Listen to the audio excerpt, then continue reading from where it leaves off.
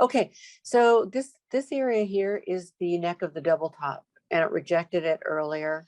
Went above it to try to find some stop losses. You can see how it rotated below it right here. The market went down to our peak area, and then it went right up to this area right here, which is micro support for the further move down. You see that rejection right there?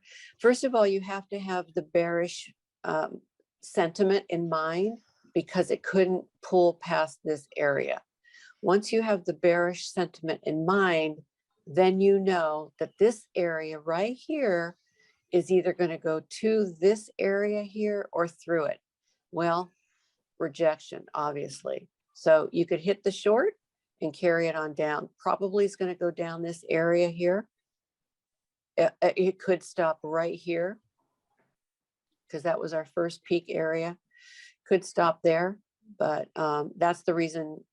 Well, I hit the short up here, right here, still carrying it through. I think you got in right around here. Yeah, Dave? Oh, he might have left. Anyway, that's the reason for our thought process. You all understand that? Yep. Okay. Yes, ma'am. All righty. Cool, cool, cool.